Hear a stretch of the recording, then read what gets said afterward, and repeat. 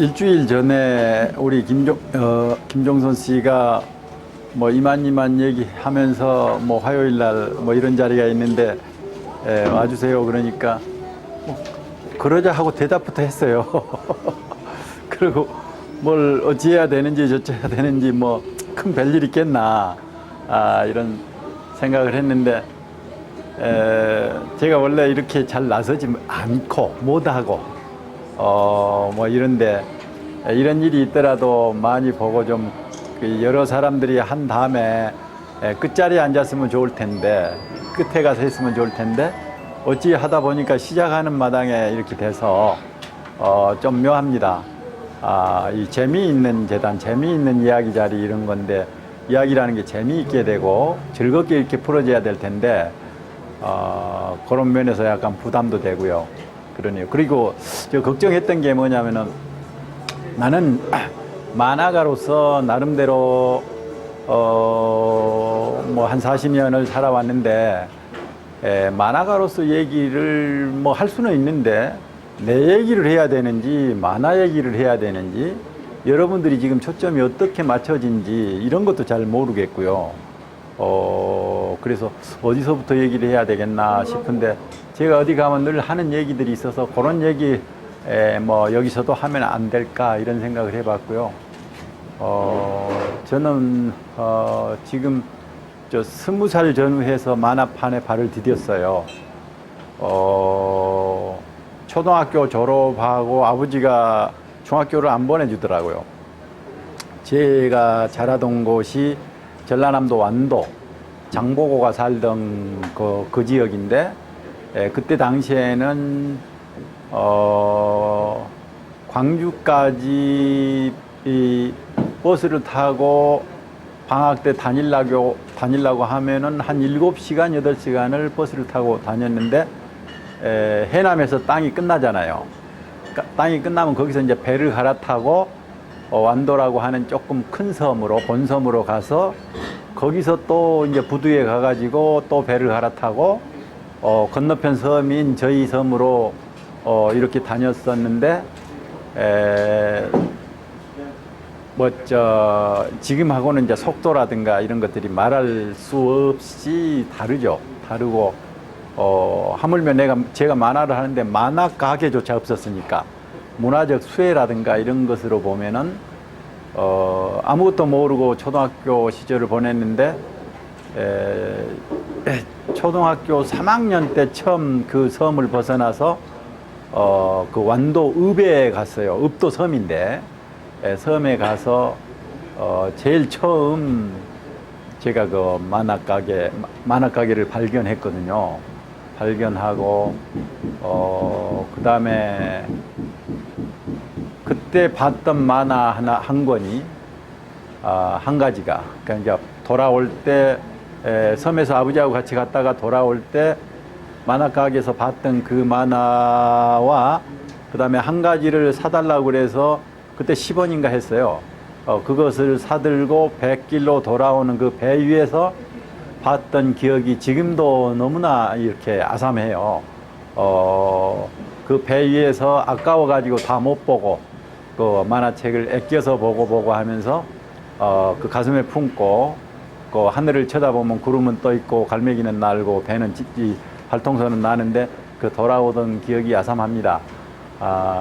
그렇게 돌아와서 그 무렵에 초등학교 때 아마 제가 본 게 한 20권 정도 봤어요. 만화를. 흘러들어온 만화를. 그러니까 뭐 문화적 혜택이라고 할까 어떤 볼거리 문화로 봐서는 어찌 보면은 그야말로 이렇게 단절된 것인데 나중에 커서 박계동 이 친구 만나가지고 너는 그때 어찌 살았냐 하고 물어보니까 자기는 만화 가게를 했대요. 부산에서. 그래서 그 부산에서 초등학교 다니고 중등학교 다니고 그럴 때 만화 가게 학교만 갔다 오면 만화 가게에 앉아가지고 책을 모든 그 당시에 60년대 나오는 만화는 독파를 했대요. 그런데 그게 한 20만 권 된다고. 그러니까 내가 20권 볼 때 20만 권을 봤더라고요. 그러니까 이런 그 문화적 차이가 이렇게 컸구나. 섬이라고 하는 것은 입지적으로 봐서는 그런 것이 있구나 이런 건데 뭐 20권을 봤던 20만 권을 봤던 어떤 그 뭔가 어떤 한 가지가 사람을 이렇게 감전되게 하고 홀리게 하고 한 이런 것은 뭐 거기 같고요. 그렇게 해서 제가 초등학교를 졸업했을 때 학교를 안 보내줘서 나무를 물론 이제 초등학교 때부터 그랬지만 지게지고 나무를 하러 다니느라고 한 2년을 보냈습니다. 예, 2년쯤 뒤에 어머니가 그래도 다른 자식들은 어디 그 객지에 보내고 어디 학교 보내는데 당신은 어찌 이렇게 애를 그렇게 모자라지는 않고 그 나름대로 그래도 착실한 애인데 이런 거 안 보내요 하고 쫄르다시피 해가지고 2년 후배들하고 다시 그 초등학교를 다시 다녔어요. 다시 다니고 그 친구들 시험 보러 갈 때 이제 같이 끼어서 가가지고 이렇게 객지로 나와서 중학교를 들어가게 됐는데 그렇게 해서 이제 광주로 올라왔죠. 광주로 올라왔는데 광주에서 이제 저는 그런 생각이 들더라고요. 자, 화면을 하나 보여드릴게요.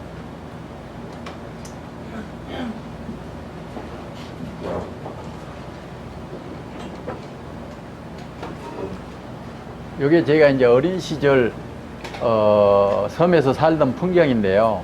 멀어서 아마 눈에 잘 안 보일 겁니다. 해남 땅끝에 끄트머리 바다 섬이고요. 저는 뭐 김을 하면서 살았고 소목이로 다녔고 뭐 이랬던 기억들이고 여하튼 만화를 만나는 과정이 이제 유년 시절의 이야기고요. 그 다음에 제가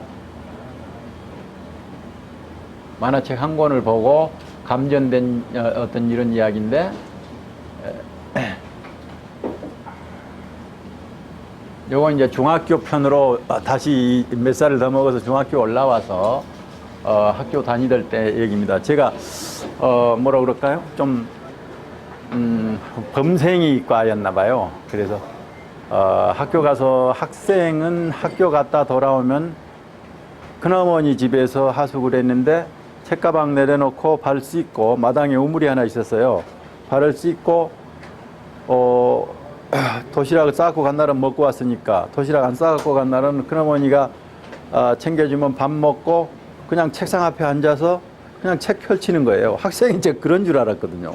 그러고 또 다음날 똑같은 거 되풀이를 했는데 저희 큰아버지 집이 이렇게 골목 안에 들어가서 복판에 있었는데 이 골목을 걸어서 한 1분쯤 걸어 나와서 신장로로 이렇게 나가면은 오른쪽으로 가면은 학교 가는 길이에요. 근데 오른쪽으로 한 20분 가면 학교를 가고 또 학교 끝나면 돌아와서 그 짓을 이제 되풀이하고 그랬는데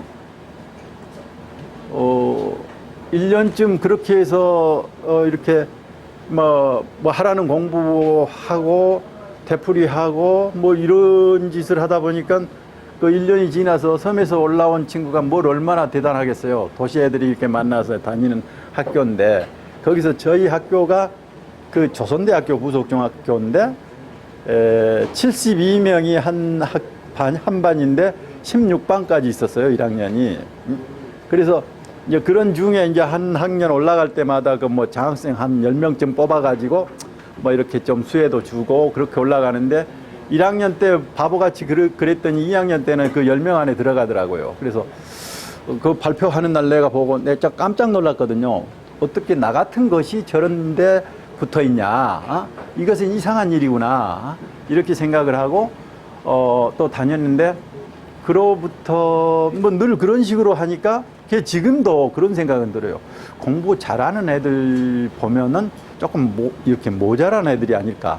아니면 한 가지밖에 모르는 사람이 이것도 보고 저것도 보고 견문이 넓고 또 이런저런 경험도 쌓고 해야 되는데 오로지 책만 펼칠 줄 알고 학교 왔다 갔다 하면서 열심히 하면 공부 잘할 수 있는 거니까 그것이 잘한 거냐라고 할 때 공부 그 자체 성적은 잘한 것일 수 있겠지만 인간 전체, 인생 전체에서는 그것이 꼭 잘하는 것이 아닐 텐데 우리는 모든 걸 성적으로 재단하는 부분이 있고 공부 잘했다 그러면 무조건 존경하는데 그건 아닐 것 같다. 나는 내 체험으로 누가 공부 잘한다고 그러면은 저 사람 조금 고지식할 거다. 아니면 뭔가 문제가 다른 문제가 있을 거다 이런 생각이 한편에서는 들더라고요. 그런데 저 1년쯤 있는데 맨날 소풍 갔다가 와서 발 씻고 그때 당시 실과책을 펴서 숙제를 하고 이렇게 앉아 있는데 해병대 갔다 나온 그 큰아버지의 그 사촌 형이 보니까 깝깝하잖아요, 이게. 사내 새끼가. 그러니까 내 손목을 끌고 나가면서 야 임마 사내 새끼가 이렇게 방 안에 앉아서 노는 날 좀 놀고 밖에 돌아다니고 몰래 극장도 보고 그래야지 이래 쓰겠냐 해서 제 손목을 끌고 밖으로 나가서 1분 그 골목길을 나가가지고 좌회전을 해요. 여태까지 나는 우회전만 했거든요. 1년 동안. 그러니까 좌회전을 안 해봤어요, 제가. 1년 동안 우회전을 했는데 좌회전을 해서 20m를 가니까 만화가게가 있어요. 신장로에.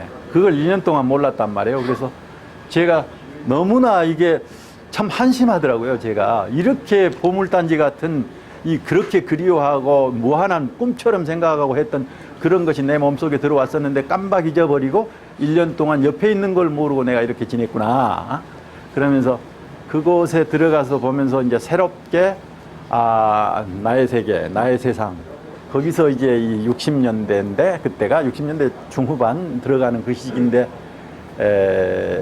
말하자면 박재동이 그 원 없이 볼 때 나는 이제 뒤쫓아서 바로 한 2년 뒤늦게 이제 그런 것들을 보기 시작하면서 거기에서 이제 아마 수천 권은 봤을 거예요. 책을 보면서 이제 내 마음속에 어떤 저러한 분위기, 만화의 공기, 만화의 어떤 뭐 이런 대중과의 소통하는 관계 이런 것들이 이제 내 몸에 또 붙었고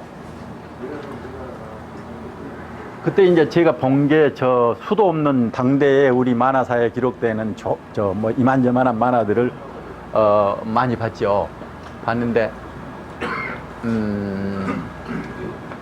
이제 맨날 책 빌려와서 집에 와서 이렇게 뺏기는 거부터 시작을 하고요. 그랬는데 저녁 7시쯤 엎드려 가지고 이렇게 그림 하나를 베껴요. 이렇게 그리고 싶으니까. 옛날엔 독자란이 있었거든요. 책 뒤에 이렇게 독자들이 보내서 투고를 하면은 그걸 이렇게 가려가지고 이렇게 실어줘요. 몇 개씩. 한 두세 페이지 이렇게 실어주거든요. 그러면 이제 그 만화 독자나 이 그림 그리기 좋아하는 친구들이 거기에 올라가서 자기가 좀 실려보는 이 재미가 굉장해요. 그래서 그걸 그리는데 저녁 7시에 시작해서 그리고 이만저만 하는데 아침 7시가 됐더라고요. 그러니까 같이 큰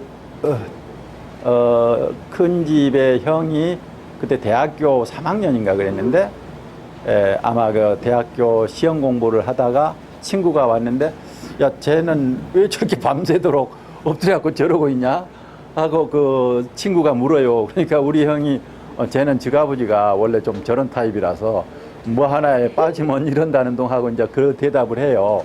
하는데 어쨌든 그 뭐 하나에 이렇게 몰입하고 몰두한다라는 것, 매달린다라는 것이 사정없이 한없이 사람을 홀려서 어떤 지경으로 이렇게 끌고 들어가는 이런 것들이 있는 것 같아요. 이 문화라는 게. 그런 건데, 이제 그걸 그려가지고, 부푼 마음으로 우체국에 갖고 가서 이렇게 투고를 하죠. 투고를 해서 이렇게 덜어 실린단 말이에요. 참 보냈는데, 2등인가 이렇게 나오는데요. 그 뭐 그런 거 있잖아요. 내 이름이, 내 족적이 중학생인데 어떤 그 공적인 매체에 이렇게 턱 나와요. 턱 나와서 자기가 그린 작품하고 이렇게 비치면서 뭐 이렇게 나온단 말이에요. 그러니까 그 어린 가슴에는 그거 자체가 한없이 바람이 들어버리는 것 같아요. 그래서 막 이렇게 뭐 어떤 폭풍 같은 것이 그 독자란에 나온 내 이름을 보는 순간 내 몸에 있는 피들이 전부 이렇게 머리로 이렇게 올라오는 것 같더라고요. 그러면서 이제 벅찬 거죠. 감당할 수 없는 어떤 그 묘한 기분 같은 걸 느끼면서 이렇게 넘치기 어려운 이런 건데, 그 책을 빌려 갖고 와서 학교로 가져가서 자랑하고 싶으니까.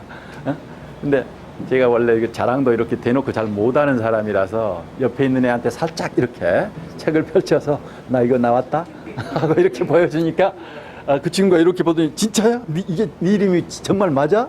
하고 묻더니만 그 왜 그러는데 하고 이제 동네 그 학급 애들이 이 친구 저 친구가 다 손을 대고 돌아가면서 이제 그랬었는데 그때 하여튼 그 독자란을 보내는 그런 것이 그만큼 마술처럼 그랬는데 이런 식으로 이제 그 독자란에 이름들이 붙어서 이제 나온단 말이에요. 그럼 저 제일 먼저 있는 저 동물 만화인데 저걸 그린 사람이 아기 공룡 둘리를 그린 김수정 씨예요. 저게. 그 다음에 그 밑에는 그 로봇 태권도 이런 거 했던 저 김형배, SF 만화 많이 그렸던 김형배 씨고, 제일 위에 있는 이쪽에 그 꼬마 있죠. 저게 이제 이연세가 그린 거예요. 한 군데 나온 게 아니고 내가 몇 가지를 이렇게 모아놓은 거예요 지금. 그리고 요거 밑에 동물 또 나온 거 요거는 박재동이 그린 투고한 거고요. 이렇게 뒤에 실리면서 이를테면 자신이 뽐내기도 하고 객관적으로 한번 전국에서 그린 친구들이 한번 이렇게 내가 몇 등이나 얼마나 잘하나 하고 평가도 받아보고 그런 건데 그 무렵에 저도 이렇게 보냈더라고요. 보냈는데 왜 제가 보냈더라고요 라고 얘기하냐면은 이걸 잊어먹고 있었어요. 기억도 못하고. 그러고 옛날에 아마 보냈을 때 처음 그 2등 했던 그 기억. 2등 했는데 1등을 주려고 했는데 이 친구는 먹으로 그리는지 잉크로 그리는지 펜으로 그리는지 이런 것도 모른다 보니까 이렇게 원고를 딱 그려놓은 것을 보니까 예를 들면 여기에 뭘 이렇게 그릴 거 아니에요? 그리면은 이 선이 고르게 일정하지 않고 어느 때는 힘을 주게 되면 가다가 좀 굵어지기도 하고 다시 가늘어지기도 하고 이런 이 선의 묘미들이 있죠. 그런데 그걸 어떻게 쓰는지 모르니까 볼펜으로 그때 2번 그어가지고 두께를 만들어서 그 속에다 먹을 집어넣어서 메꿨어요. 그러니까 그런데 보통은 이제 펜을 가지고 그러니까 펜으로 꾹 눌러서 그리면은 가늘게 가다가 굵어지고 다시 가늘어지고 이게 이제 펜을 부리는 거 아니에요? 펜을 부리는 건데 이제 그런 거 자체가 경험이 없으니까 내 추측으로는 아마 이렇게 그리면은 뭐 두꺼운 건 똑같으니까 그랬는데 이제 이 프로들이 보면은 얘는 뭐가 뭔지 모르는 애구나 이런 거 금방 아는 거죠. 그러니까 저 1등은 감히 줄 수 없다. 그래서 조금 경험이 있는 친구가 그린 것은 1등으로 하고 잘 그렸지만 2등을 줄 수밖에 없는 이유가 이거다라고 이제 그걸 써놨더라고요 옆에서. 그래서 그렇구나 그런 것도 느꼈고 그랬는데 이 그림은 이제 다른데 그렸던 건데 최근에 저는 잊어먹고 있었는데 60년대 만화를 모으는 컬렉터가 춘천분이 계시는데 어마어마하게 많이 모아가지고 있는데 그것을 정리하는 제 후배 백정숙이가 그것을 전부 조사를 하면서 이렇게 분류 작업을 하고 있어요. 수천 권 이렇게 수천 권 만 권 되니까 이렇게 보다 보니까 어디에서 이게 나왔는데 이게 이제 제가 투고했던 것이 그 정한기의 만화 정한기라는 사람의 그림인데 쪼랑의사예요. 쪼랑의사. 조선시대의 쪼랑의사, 꼬마의사 뭐 이런 것을 그렸던 건데 내가 그려서 보냈고 그 주소를 보니까 내가 그린 게 맞아요. 주소하고 내 이름하고 써진 거 보니까. 그래서 그것을 모처럼 찾아서 저한테 그래서 제가 그거 참 나도 정말로 보고 싶은데 40년 전 얘기니까 보고 싶은데 그걸 좀 보내다오. 그랬더니 이제 이메일로 보내줘서 제가 지금 이렇게 다시 보면서 이제 기억을 합니다. 요거도 저 밑에 저쪽에 페이지에 2번째 이 시제라고 써 있어요. 그래서 아마 저거는 2차 대전 독일 나치가 횡행하던 때 그 시절 얘기를 우리나라 어떤 그 만화가인 이종진 씨라는 분이 이 개토에서 온 소년 뭐 이런 타이틀로 이렇게 그렸어요. 그게 너무 좋아서 따라서 그리고 그걸 이제 투고도 하고 그랬는데 저걸 다시 보면서 맞아 내가 이것도 보낸 적이 있구나. 그야말로 기억도 안 날 정도인 것인데 그 자료를 통해서 이렇게 나타나더라고요. 그래서 이렇게 보내던 것들이 있었는데 저는 이제 저런 그 독자 투고하면 만화책을 가지고 와서 교실에서 이렇고 저렇고 자랑을 하고, 은근히 이제 그러면은 동네, 학급 애들이, 뭐, 치사도 좀 하고, 부러워도 조금 하고, 그러면 나는 항상 어릴 때부터 아버지한테 야단만 맞고 이렇게 눌려서 지낸 이런 것이 있어서 그런지 나라는 존재가 특별하다고 생각을 해본 적이 없어서, 더러 이런 친구들이 이렇게 칭찬을 해주고 그러니까 그때 그 사람이 뭐라 그럴까요? 기분이 그렇게 좋더만요. 그래서 혼자서 이렇게 티는 못 내고 한쪽에 앉아가지고, 저 그림들이 교실을 돌아다니면서 이제 이러궁 저러궁 하고 치사도 하고 뭐 그러는데 혼자 앉아서 기분이 우쭐해져서 이렇게 혼자서 내 몸이 하늘에 이렇게 붕 떠서 이 교실 안을 붕붕 떠다니는 이제 그런 기분에 젖었다. 뭐 이런 얘기인데, 이건 이제 제가 나중에 내 유년 시절을 뭐 소설가는 자기 소설로 쓰는 거고, 영화 하시는 분은 그런 유년의 기억을 영상으로 하는 거고, 만화가도 당연히 자기 유년 시절이나 어린 시절 이런 것들을 만화로 그야말로 있는 대로 뭐 크기가 요만하면 요만한 대로 정기각의 그 유년의 기억들을 떠올려서 할 수 있는 건데, 그런 걸 해볼까 하고 미리 이제 밑그림으로 그려봤던 건데요. 오늘 얘기하기 위해서 가져왔습니다.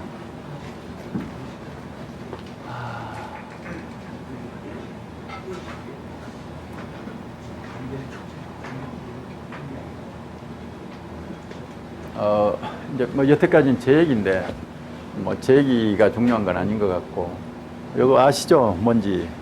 번개아톰, 철환 아톰. 저 만화 한 가지가 일본 사람들한테 커다란 역할을 했거든요. 그냥 만화로서 역할을 하는 게 아니고, 사회적인 의미에서 일본인들이 이 패전 국가로서, 그 사람들은, 우리는 해방이라고 그러지만은 그 사람들은 종전이라고 그러잖아요.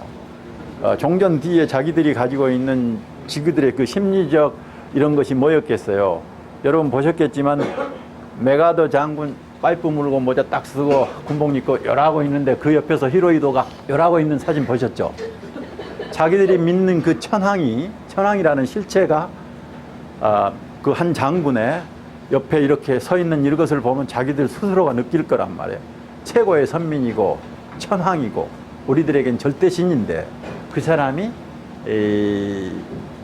메가더 미군, 새로운 강국 미군의 옆에 앉아서 그야말로 쭈글스럽게 이렇게 서 있는 그 사진이, 아마도 그건 미군에서 찍어가지고 뿌렸을 거예요. 너희들의 현상이 이러하다. 이것을 심리적으로 각인시키기 위해서 했을 터인데, 일본 국민들이 어쨌든 뭐 군국주의 그 전쟁론자들이 했던, 누가 했던 백성들은 피해를 본 것이고, 그 백성들이 전쟁이 끝난 다음에 일본이라고 하는 자기들의 정체 이런 것을 봤을 때는 그야말로 깨져나가서 초라한 존재, 그야말로 우울하고 초라한 존재일 수밖에 없는 것인데, 그게 이제 45년에서 50년, 다행히 우리나라가 전쟁에 휘말린 바람에 일본이 다시 소생하는 어떤 이런 동기를 운 좋게도 가진 거는 틀림없지만, 그럼에도 불구하고 50년대, 60년대 자기들이 그 전쟁의 책임을 지고 일으켰고 깨졌고 한 이런 면에서는 당당하지 못하고 심리적으로 쪼그라져 있고 우울하고 이럴 수밖에 없어요. 잿빛일 수밖에 없어요. 그러한 잿빛 시기에 50년대 말에 데스가 오사무라는 사람이 번개 아톰이라는 만화를 그려서 우리의 과거를 얘기하지 말고, 또 우리의 오늘은 어둡다. 그러나 어두운 우리에게도 또 미래는 있지 않겠니? 그러면서 번개 아톰이라는, 말하자면 미래의 소식을, 미래의 기운을 저 로봇이라고 하는 미래적인 요소에다가 대입을 해서 끌어들였단 말이에요. 그것을 보고 미국민들이, 일본인들이 그 우울한 마음의 한편을 힐링하고 달래고 또 뭐 그러면서 그 시기를 보내게 되는 거죠. 그런 건데 이제 뭐 캐릭터는 여러 모양으로 이렇게 쓰이지만은 이 양반이 데스카 오사무라고 하는 저 원작자 중학교 시절이에요. 그야말로 어린 중학생. 이 친구가 나중에 이 사람이 되는 거죠. 이제 커가지고 이 사람이 되는데 이 친구가 학교 다닐 때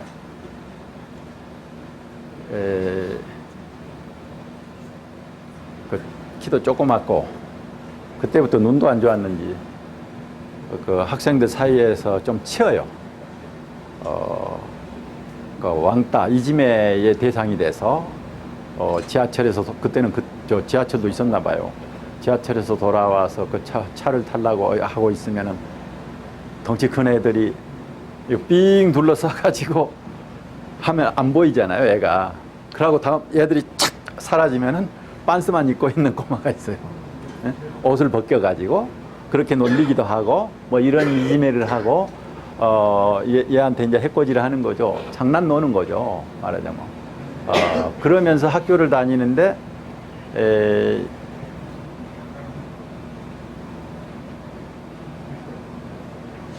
자기가 잘하는 거는 만화 그리는 거밖에 없단 말이에요. 근데 이제 원래 이 사람이 일본에서는 만화의 아버지, 대부라고 그래요. 왜 훨씬 그림을 잘 그린 사람도 있는데 이 사람을 굳이 꼭 그럴까? 난 만화판 들어와서 늘 의문이었거든요. 왜냐하면 내가 봐도 나보다 못 그린 것 같아. 그림으로 보면. 그렇게 잘 그린 그림이라고 느껴지진 않아요. 저 정도를 가지고 왜 떠들지? 좀 구라뻥친다. 뭐 이런 그 생각이 늘 들었는데, 말하자면 옛날에는 만화 하면은 그 단편이라든가 짧거나 좀 개그라든가 유머 이런 차원에서 머물렀는데 만화 형식을 통해서 이야기를 전달하는 그야말로 극화를 창출한 거예요, 이분이. 극화를 만들어내고 드라마 만화, 이야기 만화를 만들고 그럼으로써 그 일본의 만화가 새로운 국면으로 접어들고 만화 산업이, 만화 문화가 이를테면 50년대 말에서 60년대로 들어서고 70년대로 이어지면서 이제 증폭하면서 성장하던 어떤 그런 과정을 거치는데 이 사람이 극화로서의 선두주자예요. 그런 면에서 이 양반의 그 역할이 컸고요. 이 양반이 그 중학교 다닐 때 만화를 그리면서 뭔가 이야기를 그려가지고 이렇게 전개해 나간단 말이에요. 그럼 그 이지매 하는 애들이 와서 야, 인마 내놔봐. 너 뭐야? 하고 책 뺏어가지고 이렇게 보면 만화 그리니까 재밌기도 하고 또 궁금하기도 하고 그럼 이 다음에 어떻게 되는데? 하고 물어보면 아직 모르겠다. 그럼 너 내일 이 다음에 어떻게 되는지 다시 그려갖고 와서 보여줘. 그럼 또 열심히 집에 가서 그려요. 그리고 다음날 또 보여주고 그러면 그게 일종의 연재 아니에요? 매일. 그러니까 그것을 보고 또 보고 다음날도 보고 하면서 애들 팬이 되어버려요. 그럼 얘가 잘 그리고 그 다음에 거기에서 유난하게 여기 이제 만화에 나오는데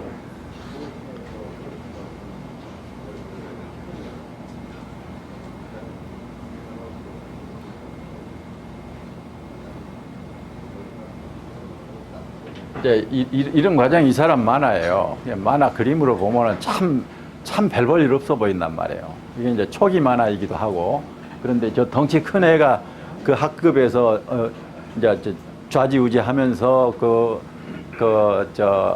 해코지 할 애를 하나 물색해서 지급 패거리를 만들어갖고 이제 왕따를 시키고 하는 그 주동자인데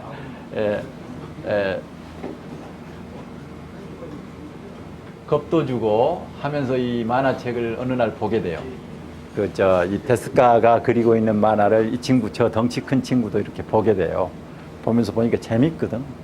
근데 여태까지는 해코지 대상이었는데, 이제는 호기심의 대상, 뭔가 얘가 재밌는 것을 제공해주는 어떤 호기심의 대상이 되고, 그래서 그날부터 선언을 하기를 자기들 그 똘마니에게, 너희들이 오늘 이후에 데스카 저 아이를 건드리면은 해코지 하면 나한테 죽는다. 응? 누군가가 그것을 발각됐다 그러면 나한테 혼나니까 절대 그러지 마라. 그렇게 하고 하여튼 다음 날도 그려오라고 그래서 이리 보고 저리 보고 그러는데 팬이 되었단 말이에요. 그리고 이제는 보호자가 되는 거죠. 해코지하는 상대가 보호자가 되어서 보호를 해주는 그런 상태로 되고, 그때 데스카가 느낀 게, 내가 이러한 특별한 재능이 있으니까, 나름대로 재능이 있으니까 나의 존재감을 느끼는 거예요. 존재감을 느끼면서 그전에는 나를 야단만 치고 내리누르고 무시하고 이랬는데, 내 재주라고 한 이것이 나의 존재를 높여주면서 누구에겐가 기대를 주고 뭔가 역할을 해주고 이런 것이 되는구나. 이것을 느낀단 말이에요. 그러는데 어느 날은 저 덩치 큰 친구가 자기 집에 초대를 해요. 그래서 따라갔는데, 이게 이제 이 친구 그 실제 이야기를 바탕으로 한 거거든요. 따라갔어요. 따라갔더니 자기 아버지가 야쿠자 두목이야. 저 친구, 저 덩치 큰 애 아버지가.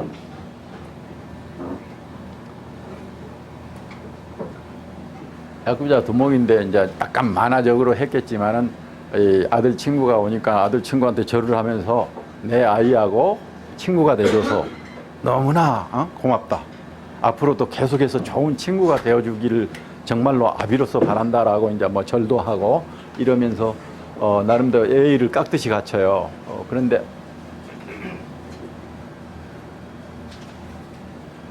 어느 날 그렇게 해서 그 집도 한번 가봤는데 어마어마한 그 집이고 대단한데, 이 덩치 큰 녀석은 한편 또 순진한 거죠. 착하고. 그런데 얘가 어느 날 부탁을 하는데, 야 데스카, 너 내 부탁 하나 들어주라. 사실은 개면적여가지고 내가 사실은 좋아하는 여자애가 하나 있는데, 응? 뭐 동네에 어디 이제 여학생 하나가 이렇게 있는 모양이에요, 이웃에. 근데 네가 그거 좀 그려달라. 하나를 그려달라. 그러니까 이제 데스카가 집에 와서 이제 뭐 이렇게 사진을 줬는지 어쨌는지 열심히 그려가지고 이만하게 크게 그야말로 실물 비슷하게 이렇게 그려서 이렇게 줬어요. 줬는데 한날은 집에 가보니까 집에 자기 방에 벽에다가 이렇게 탁 붙여놓고 있더래요. 붙여놓고 그러면서 네가 그려준 것이 고맙다 하면서 뭐 그랬는데, 그리고 일본은 이제 그때 전시 상황이었고 해방이 되기 직전, 정전되기 직전이니까 그런 상태에서 태평양 전쟁이 일어나고 저 중학교 아이들도 고등학교를 넘어서 3년 뒤, 4년 뒤 이제 20살이 넘어가면은 이제 징병으로 끌려가야 하잖아요. 아마 데스카는 어떻게 안 갔는지 어쨌는지 살아남았고, 저 친구는 군대로 끌려가서 남태평양에서 전쟁을 하다가 죽었어요. 죽었는데 그 유골이 와서 유해가 와서 유골이 와서 이렇게 해서 알게 됐는데, 그 친구가 죽을 때 입고 있던 그 일본 군복의 웃주머니에서 아까 데스카가 그려준 그 여자의 그림이 접혀서 이 웃주머니의 가슴 안에 있었대래요. 그러니까 한 사람의 개인의 삶이고 개인의 애정이고 연민이고 사랑이고 이런 것들이 이 전쟁이라고 하는 어마어마한 국가폭력이 어떻게 끌고 가서 이 개인의 무한한 우주와도 같은 어떤 국가보다도 더 큰 것일 수 있는 이 개인의 사랑과 삶과 이것들을 어떻게 끌고 갔는가, 이런 것들을 이 데스카는 좀 몸으로 느끼고 그 젊은 시절에 그런 걸 많이 느꼈단 말이에요. 그래서 일본이 가야 될 길이 뭔가, 일본이 왔던 길이 무엇이었는가, 이런 것들을 검토하면서 이 사람이 원래 의과대학의 의사였어요. 의사 자격증을 딴 박사란 말이에요. 박사인데 의사의 이름으로 수많은 의사들로서 역할을 할 수 있겠죠. 그 중에 한 사람으로. 그러나 자기는 만화로 이렇게 방향을 바꿔가지고 만화를 그렸는데, 의사 한 사람이 준 것에 불과하지만은 만화가로서 이 사람이 만들었던 이를테면 뭐 번개아톰이 됐건 또는 저런 만화가 됐건 이런 것들이 일본 사람들이 어쩌면 커다란 상심과 우울증과 어떤 그 패전 후에 어떤 트라우마, 이런 것들이 가득한 일본인들에게 이 아톰이라는 만화를 만들어서 정신적으로 치료를 한 거거든요. 힐링을 한 거예요. 이를테면은 패배감과 낭패, 열패 이런 것들이 자욱한데 거기에서 미래의 소년 하나를 끌고 나와서 우리에겐 그래도 희망이 있다, 미래가 있다. 우리는 앞으로 가자. 이렇게 했던 것이고, 그런 것들이 일본 사회 전반에 만화라는 매체를 통해서 이렇게 주어진 사회 문화사적 어떤 그런 역할을 했던, 그럼으로써 이 사람은 의사 자격증을 가지고 있지만은 사실은 정신적인 측면에서 한 사람의 예술가로서 일본인들을 많이 이렇게 정신적으로 이렇게 치유한 어떤 것일 수도 있다. 이런 의미에서 이 사람이 갖는 그 일본에서의 만화사적 의미 또는 사회사적 의미, 문화사적 어떤 의미, 이런 것이 단지 한 일개의 만화가로 뛰어난 만화가가 아니라 그런 측면에서 의미가 있다. 이런 평가를 하는 것 같고, 처음엔 저도 웃기는 소리, 좀 과장된 소리 하지 마라고 한 10여 년 동안 생각했는데, 이 사람이 그린 여러 가지 그 만화들을 보고, 이를테면은 아마 여러분들이 봤는지도 모르겠는데, 붓다라고 하는 만화 있어요. 저 석가모니 이야기, 인도의 2500년 전 이야기를 아주 잘 그린 책인데, 그 책 보기 전까지 나는 이 사람을 그림으로만 봤거든요. 번역이 되지 못했으니까. 제가 일본어를 모르니까 그냥 이렇게 일본 말로 된 책만 봐서 내용을 잘 몰랐는데, 그리고 그림만 들어왔을 때는 나보다 못 그린 것 같고 별 볼 일 없는 것 같고, 그런데 과장하는 것 같고 이렇게 느꼈는데, 붓다를 보면서 80년대 초인데 그게 이제 해적판으로 번역된 것을 읽으면서 아니다, 사람이 이렇게 무지하면은 함부로 평가를 하고 이해에 받지 못한구나, 나 자신에게 이제 그런 평가를 내리면서 만화라는 것이 단지 그림으로 평가할 수 있는 이런 아주 단순한 것이 더더욱은 아닌 거고, 만화가 가지고 있는 나름의 세계가 있는 것인데, 내가 이렇게도 무지하게 이 사람에 대한 이해가 적어서 이 사람을 얕봤구나. 그리고 마음속으로 일본인이든 아니든 이 사람은 나름대로의 작가로서 훌륭한 사람이고 훌륭한 만화가다, 이런 생각을 갖게 되더라고요. 그래서 뭐 이렇게 내 인식의 전환에도 어떤 역할을 했던 그런 분이고요.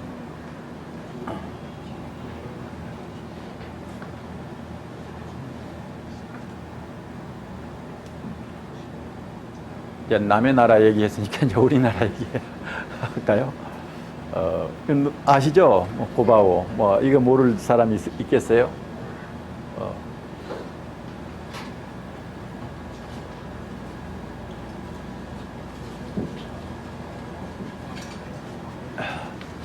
몇 년 전에 고바우 선생이 풍속화전을 했어요. 원래 그 고바우라는 만화는 동아일보에서 53년도인가 시작을 해서 80년 무렵에 조선일보로 왔어요. 그때 나 좀 불편했는데, 어쨌든 그 다음에 문화일보로 옮겨가고, 그러니까 고바우의 궤적, 말하자면 우리의 원로 만화가이고 선배인 고바우 김성환의 궤적을 이렇게 보면서 세상살이라는 게 또 이러저러 하구나, 이런 것도 이제 느꼈고요. 그런데 어쨌든 53년 동안 한 주인공 고바우라는 캐릭터를 가지고 오랜 시간을, 반세기가 넘는 시간을 연재했다라는 게 아마 만화 작가로서는 가장 길 거예요. 그런 기록적인 그 여정을 가지고 있고, 또 이 사람이 주특기가 그 우표 컬렉션, 우표도 아마 이 지구상에선 가장 훌륭하게 열심히 대단하게 모으는 사람이에요. 98년도에는 제 그림이 우표가 하나 나왔어요. 내 꼬마 주인공 악동이가 만화 시리즈라고 해서 그때 한 10가지가 10년 동안 나왔는데, 5일 날이면 발매를 했는데요. 98년도에 그 김대중 대통령이 취임해서 쳐대니까 김대중 대통령 출범하는 우표하고 만화 우표하고 몇 가지 우표를 이렇게 발행을 하는데, 그 우표 컬렉션 하는 사람들은 또 숫자가 굉장하더라고요. 그날 뭐 아침에 뭐 이렇게 발매 게시를 공고해서 하면은 컬렉하는 사람들이 우체국 앞에 가고 줄을 섰는데요. 줄을 섰는데 뭐 한두 시간 안에 다 동이 나버리더라고요. 미리 주문하고 동이 나고. 그래서 그때 500만 장씩 찍었어요.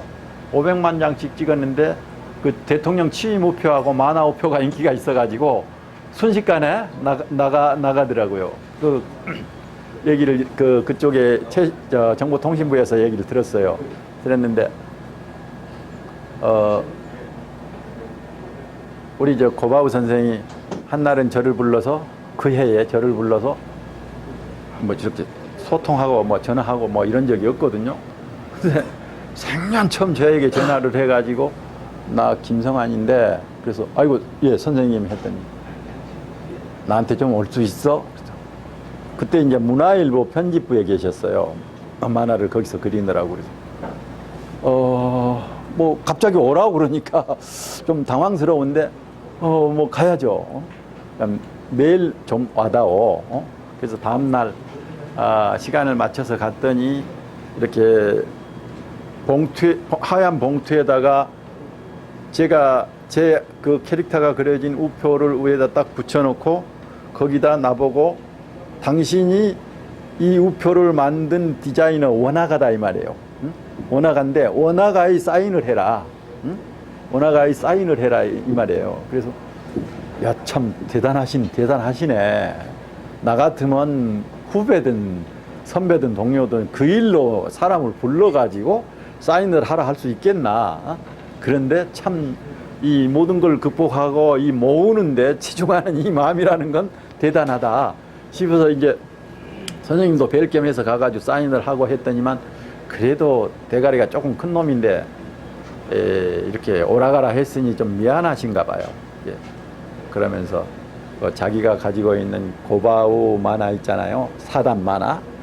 그게 크기가 우리 신문에서 요만하게 보지만은 크기가 실제로는 한 이만큼 해요. 한 30cm 남짓 돼요. 이렇게 네 칸이. 근데 그것을 두 개를 딱 꺼내서 주면서 택일에서 하나를 골라 그러더라고요. 골라서 어쩌라고요? 골라서 가지라는 거예요. 자기가 하나 준다는 거죠. 근데 날짜를 보니까 아마 그게 70년대 건가 80년대 건가 뭐 그래요. 그런데 그래서 그걸 하나 하고 이제 또 나중에 하나를 더 보태서 두 개를 주더라고요. 그래서 그걸 가지고 왔는데 최근에 고바우 만화 53년 동안 나온 이것이 문화재가 되었습니다. 우리 만화사에서 생전 처음 있는 일인데 세 가지가 문화재로 국가에서 등록을 했어요. 그래서 고바우 만화 53년치 그거 다 문화재예요. 그러니까 저도 문화재 2장을 제가 개인적으로 가지고 있는 거죠. 이런 건데 그리고 그 김종래 선생의 50년대 엄마 찾아 산말리라고 하는 그 원고 그 그림 그거 자체가 이제 문화재로 됐고 해방되고 난 그 이듬해 46년도에 나왔던 김용환 코주부 김용환이라고 하는 이제 어른이 계셔요. 그분이 그린 동화를 뭐 원숭이하고 뭐 한 그 제목이 있는데 일제시대 때 동화로 나온 건데 그것을 만화로 그려서 우리나라 최초의 만화 출판 책이에요. 이를테면은 그 전에 이렇게 몇 페이지가 어디 잡지에 실려서 나온 적은 있지만 책으로 묶어져서 나온 건 처음이란 말이에요. 우리 출판 문화가 여러 개 있으니까 그래서 그거는 우리가 우리 그 문화사에서 의미가 있겠다 해서 이제 문화재로 그 세 가지를 이렇게 국가 지정한 거죠. 근데 이 사진은 고바우 선생이 그 풍속화를 그리는데 만화 말고 또 그 풍속화를 잘 그려요. 뭐 이중섭 씨나 그죠? 우리 그 박수근 씨하고 근동에서 살았어요. 정릉 쪽에서 이렇게 20대 시절에 그래갖고 덜어 이렇게 갔는데 고바우 선생이 그러세요. 옛날에 이렇게 박수근이 이렇게 그린 거 보면은 당신 생각에 젊었을 때니까 자기보다 좀 못 그린 것 같대요. 그래서 자기도 좀 별로라고 이렇게 생각을 했었는데 그분 그림이 이제 훌륭한 화가가 돼서 이러이러하다 이런 얘기를 하셔요. 하는데 이제 고바우 선생은 만화하는 한편으로 항상 그 이렇게 풍속화, 50년대 풍경, 전쟁의 풍경, 청계천에 그 사는 백성들의 다채로운 모습 이런 것들을 그려서 간혹 전시를 하시는데 처음엔 나는 아유 만화 잘 그리시면 되시지 뭘 또 그림 그리신다고 그러실까? 그냥 막연하게 이렇게 했는데 전시회를 한번 가봤더니 이게 굉장히 그 따뜻해요. 그 삶의 풍속도이기 때문에 그 내용이 주는 어떤 그 푸근하고 정겨운 이런 것들이 있더라고요. 그래서 전시회를 몇 번 가봤는데 이게 이제 근년에 전시를 하면서 한번 모였는데 여기 안경 쓰신 분이 고바우 선생이고 그 옆에 빵떡 모자 쓰신 분이 홍길동이라는 애니메이션을 만든 신동원 선생, 우리 애니메이션 만화 영화 감독이죠. 그리고 건너편에 있는 저 박재동도 얼굴이 보이고 그 옆에 허영만 씨 같이 모여서 이제 뭐 뒤풀이 하느라고 우리 저녁 먹고 있는 중이에요. 있는 건데고 저는 이제 빠져서 사진 찍느라고 사진을 찍었고 이런데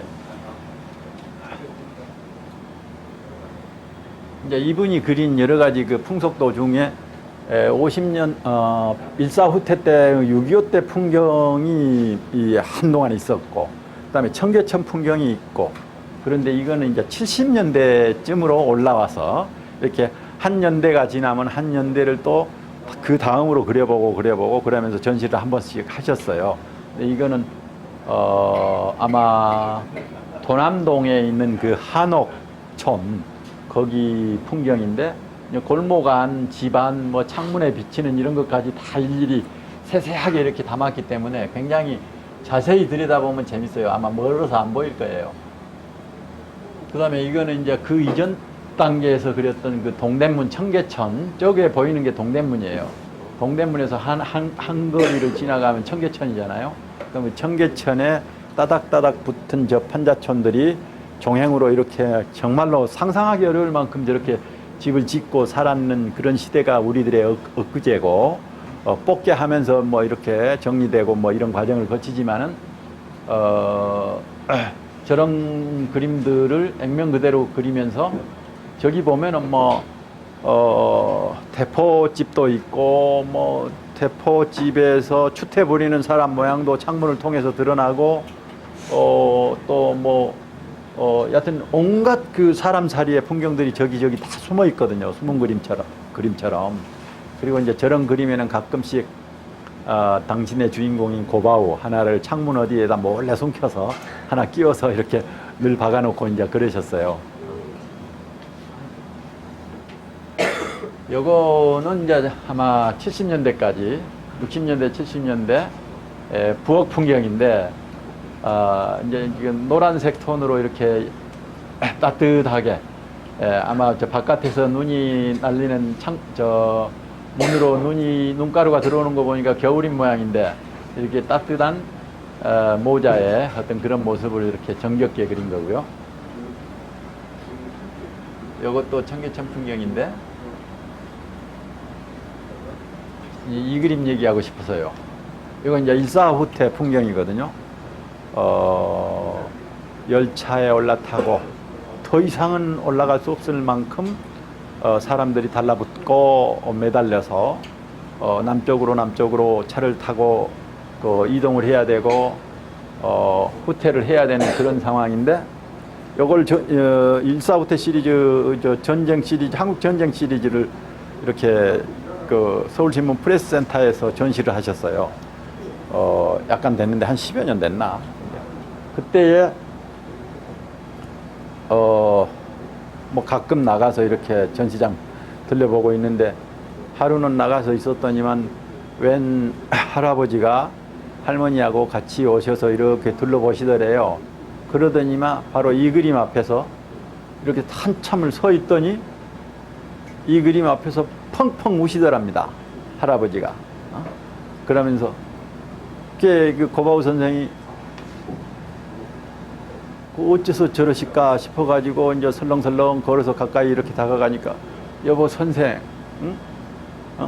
여보, 선생, 저 열차 위에 올라타 있는 저 사람이 나요, 나, 나요 나 하면서 그냥 목이 메이고 그 터지더랍니다.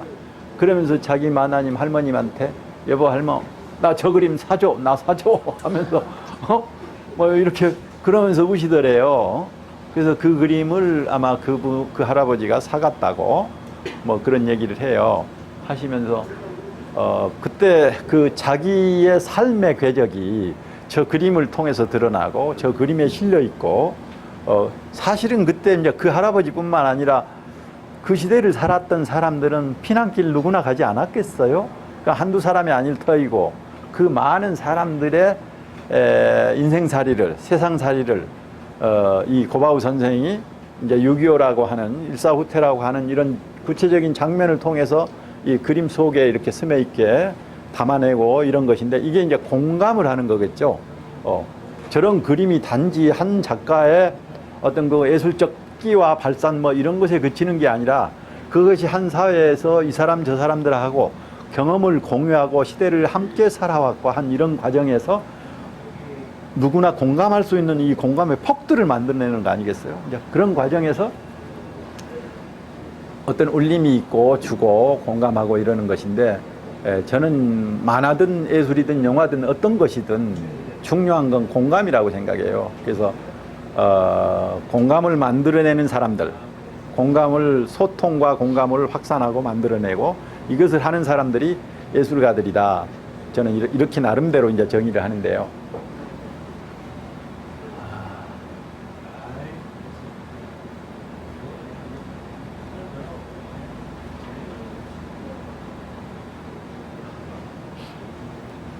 그림 쌈바가죠. 잘 그렸잖아요. 그냥 이렇게 보면은 뭐 잘 뽀샵이 돼 있고 색감이 좋고 멋있어요. 뭐 실사저리가라로 과연 잘 그린 건지 어쩐 건지 모르지만 잘 그렸어요. 어쨌든 이게 석정현이라고 하는 별명이 석가인데 원래 석시라서 석가 그러는데 석정현이라고 하는 이 페인팅 재능이 아주 출중해요. 이 친구인데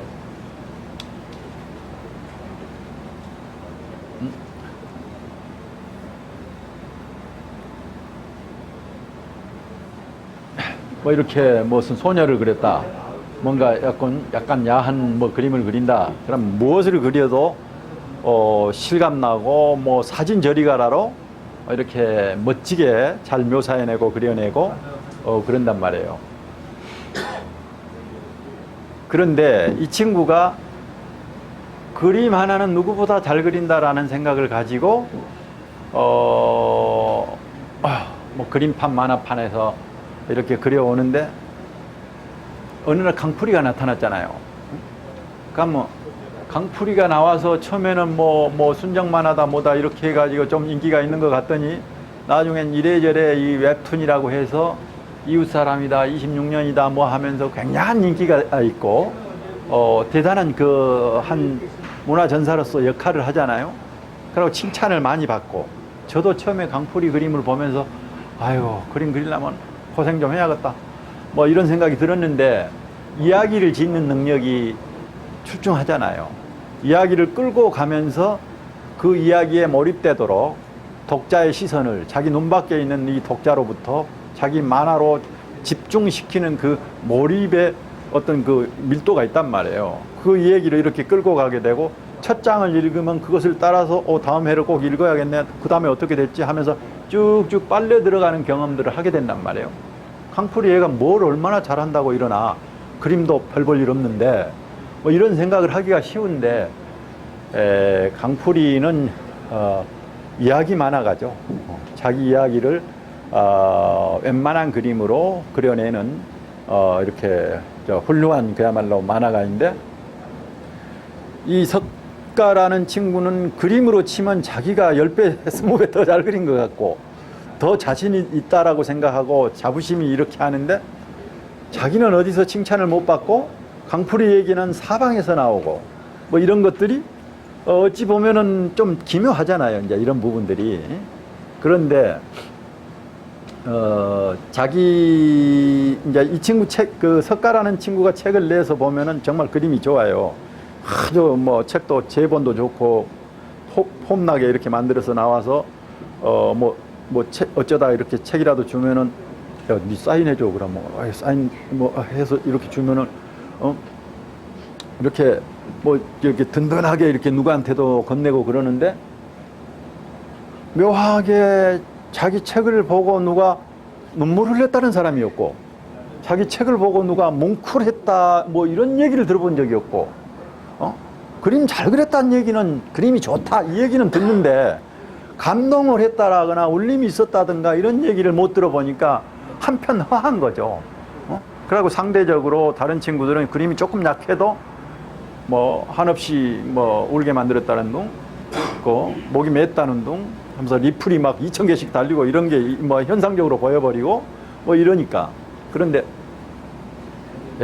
자기가 이제 어느 날 경험을 하는 건데 자기한테 이제 나름으로 문제가 있다라는 거, 뭔가 이제 예능을 하다 보면 그런 게 있는 것 같아요. 저도 만화를 그리면서 이렇게 한 두어 번 뭐라 그럴까요?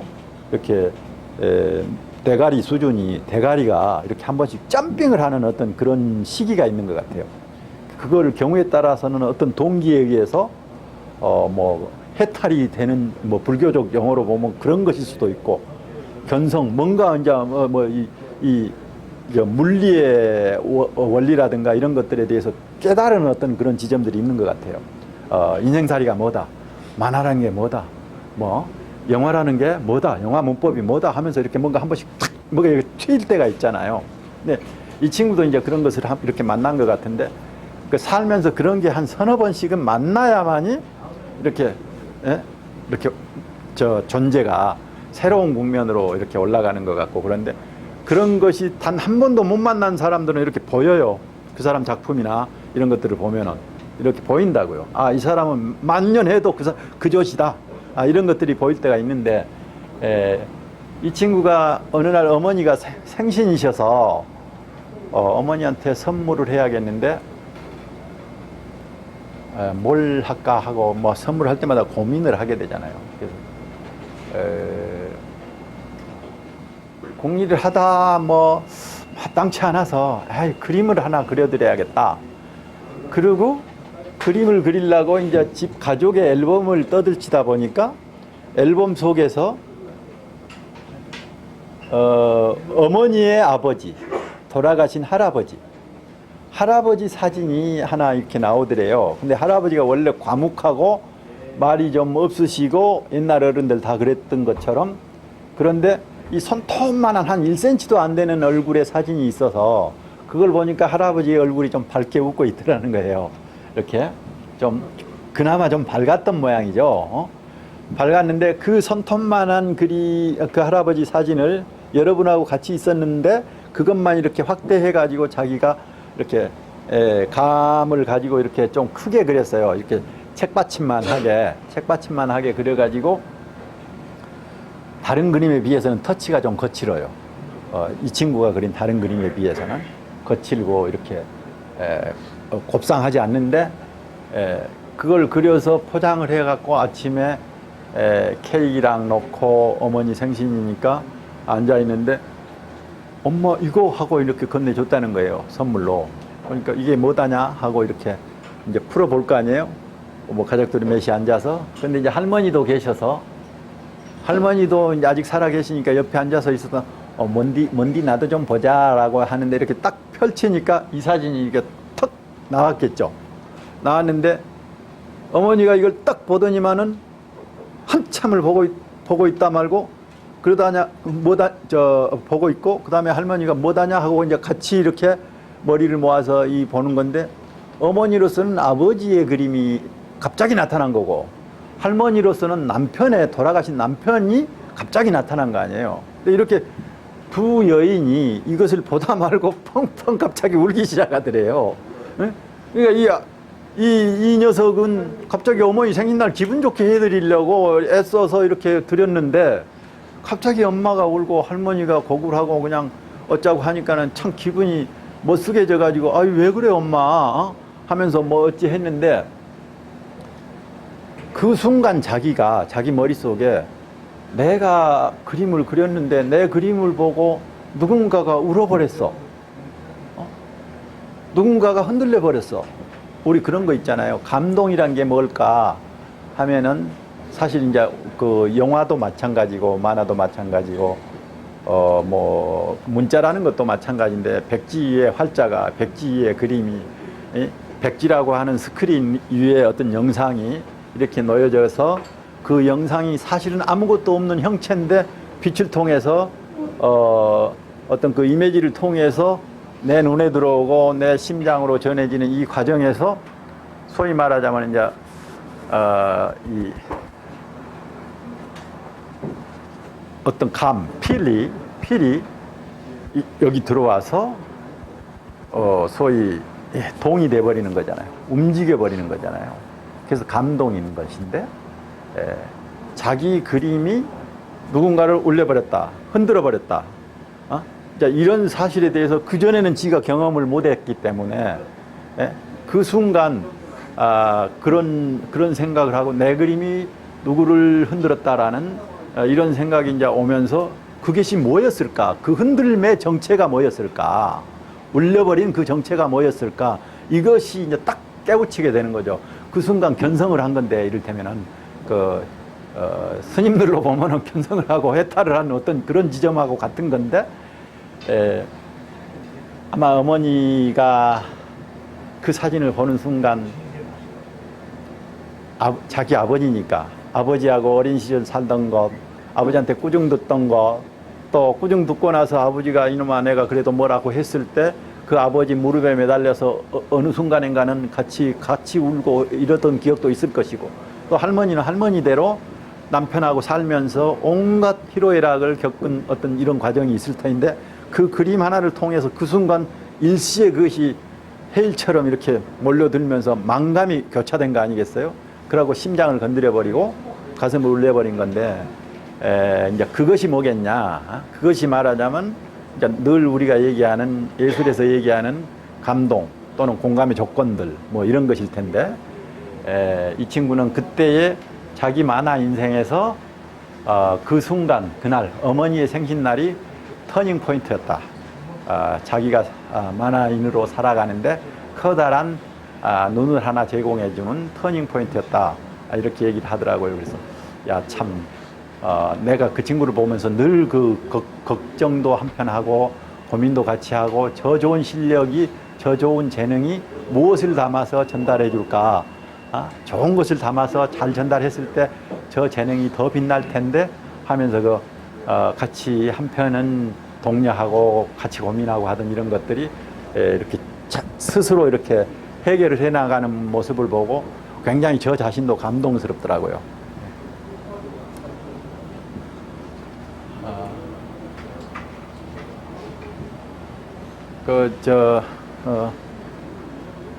뭐 얘기가 길어지고요. 그냥 제 나름대로 만화가로서 저는 70년도에 만화판에 발을 디뎠어요. 그래서 모자란 대로 이 판에서 구르면서 만화 하나만 보고 이렇게 커왔는데, 아직은 일천하기 짝이었고, 그림은 좀 그린 것 같은데 그리다 보면 또 딸리고, 기술적인 측면에서 영화하고 이렇게 비교를 하면은, 영화는 카메라가 많은 것을 담아 주어서 어떤 면에서는 좋은 면이 있구나. 우리는 생각하면 그걸 내 손으로 구현을 해야 되는데, 감독이 생각을 하면은 카메라에 의해서 이렇게 담아낼 수 있잖아요. 이게 형식이 틀리니까 그런 면에서는 부럽구나 이런 걸 많이 느끼는데, 만화가는 이제 아무리 뭐라 그래도 그림을 기초로 하는 거라서 그림을 무시할 수는 없더라고요. 그래서 지금도 그림을 끝없이 길거리 가든 또 동료들하고든 어디 스케치를 가든 늘 그려요. 그리는 게 뭐냐면, 이게 그렇더만요, 그림을 잘 그린 사람이 한 번 잘 그리면 계속 잘 그리는 게 아니고, 우리 선배들 보고 60년대 날리던 그 기라성 같은 선배들 보고 선생님 사인 하나 해주세요. 그러면 버벅거려요. 그때 그 잘 그리던 그림을 지금 딱 제때 그려내지 못하고 한참 헤매요. 그리고 그려놓은 걸 보면은 이게 아닌데 한물이 같구나 하는 이런 걸 느껴진단 말이에요. 그래서 늘 이것을 이 몸으로 달구고 있어야 되고, 연마, 소위 말하자면 우리가 연마라고 하잖아요. 그 연마를 계속 지속적으로 하지 않으면은 아마 뭐 소설도 그럴 거예요. 문장력이라든가 이런 것도 마찬가지고 늘 쓰고 부리고 해야 되는 것 같고요. 아마 영화도 그 감각이라는 게 그러지 않겠어요? 그것이 카메라 기술이 됐든 또는 어떤 그 연출의 형식이 됐든 뭐 그런 걸 갖고, 시나리오도 마찬가지고 그런 건데, 이 만화 역시 늘 뭘 이렇게 잘 그릴 줄 알아야가 그 다음에 또 나가고 하는데, 요새도 이제 그림을 그리고 있어요. 그래서 한편으로는 약간 자신이 붙고, 한편으로 보면 끝이 없는 것이고 그런 건데, 제가 환갑을 올해 한 두세 달 전에 환갑을 맞았어요. 그래서 이제 한 갑을 뺑 돌아왔잖아요. 60갑을 돌아왔는데, 나의 새갑을 맞으면서 인생이라는 게 60이면 사실 대체로 보면은 이제 한물이 가는 하얀 곡선을 그리고 그럴 터인데, 제가 우리 그 선배 만화가들을 보면서 항상 느낀 게, 왜 우리 만화가들이 당대에 한 번씩 이렇게 히트를 치거나 또는 이렇게 역할을 하고 그러면은 15년 뒤에는 종적이 없을까? 길게 간 사람 10년 가고 20년 뒤에 남은 사람이 없어요. 만약에 허영만이 20년 뒤에 허영만으로 존재할까? 20년 전에는 그래도 한때 날렸는데 이러면서 얘기를 하게 되는 것이 태반이더라고요. 내가 20년 전에 이현세한테 그런 얘기 한 적이 있습니다. 당신이 뭔가 좀 당신 기운하고 맞아서 나름대로 인기 작가로 또는 히트 작가로 또는 제2대 작가로 뭐 이렇게 어디서 알아주고 매스컴에도 뭐 인기 작가 이현세 어쩌고 나온다. 그런데 15년 뒤에 당신이 그렇게 될까? 제가 어느 날 커피 마시면서 물어봤어요. 아니, 나는 내 앞가림도 못하지만은 우리 그 내노라 하는 스타급 작가들한테 그런 질문을 이렇게 마음속으로든 이렇게 하게 되더라고요. 그러면서 우리가 한번 20년 뒤에 지켜보자. 그러고 나는 만화가도 다른 예를 들면 신윤복, 김홍도는 300년이 지나도 김홍도인데 왜 만화가는 20년을 못 가나? 이건 좀 웃긴다. 여기에 분명히 무슨 함정이 있든지 간에 뭔가 원인이 있다. 그리고 그것을 극복할 수도 있는 방법은 다 있는 것이다. 그런데 만화가는 이제 대체로 보면은 시류를 쫓아요. 영화도 마찬가지, 뭐 모든 대중문화가 그런 면이 있는데, 만화야말로 가장 그 유행성 이런 것들이 좀 있는 것 같고요. 그 유행에 급급하면서 내용에 애를 쓴다라기보다는 요새 뭘 해야 잘 보지? 뭘 해야 히트치지? 뭘 해야 돈 되지? 이제 이런 것에 히트치다 보면 그 시기가 지나면은 이렇게 안 봐지더라고요. 예를 들면은 고우영 선생이 70년대에 수호지를 그렸어요. 저 재밌게 봤습니다.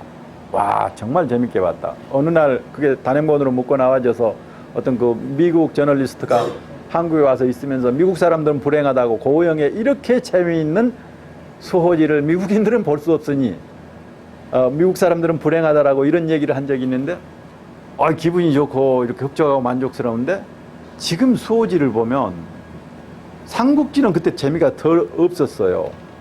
원칙을 조금 더 지켰거든요. 원전의 어떤 그 고전적 원칙을.